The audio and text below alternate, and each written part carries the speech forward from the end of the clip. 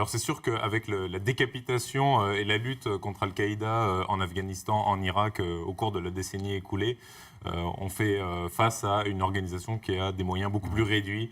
Ben Laden était un financier, un leader charismatique. Sans lui, donc le réseau a perdu beaucoup. Donc on a affaire à des gens qui sont plus éparpillés, mais aussi avec beaucoup moins de moyens. Et donc, mais avec des liens entre eux quand même, ils peuvent communiquer entre eux et c'est des regroupements? Alors là, c'est les détails de l'enquête qui vont pouvoir révéler si c'est le cas ou pas. C'est possible, effectivement, avec les moyens de communication modernes, c'est possible qu'ils communiquent entre eux, mais on a du moins l'assistance matérielle, on le voit, n'est pas avérée dans le cas qui nous occupe. On parle plus de conseils et de directives. Mais quand on pense à Al-Qaïda, on pense tout de suite au 11 septembre 2001, bien sûr. C'est tout cette image qu'on a et on voit que les moyens ne sont plus les mêmes. Oui, vous le confirmez vous-même. C'est décapité. Alors, ce sont des cellules.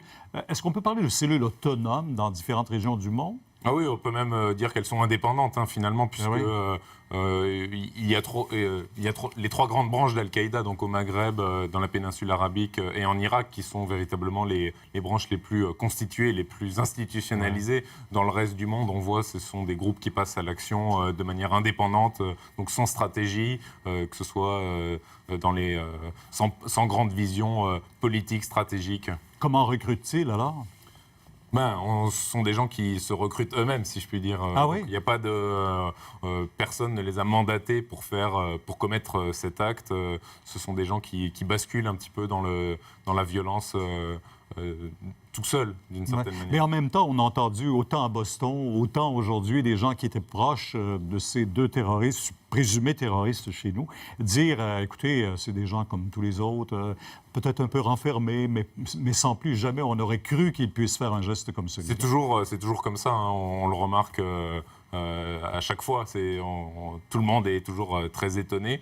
Il faut quand même noter que selon la GRC, ce sont donc des renseignements, c'est du renseignement humain, donc ce sont des personnes qui connaissaient les deux suspects, qui ont donné des informations qui ont permis à la GRC de les suivre pendant 1 an à peu près et donc de les arrêter. Alors les services de renseignement sont encore très puissants au niveau de la sécurité publique, de la sécurité internationale.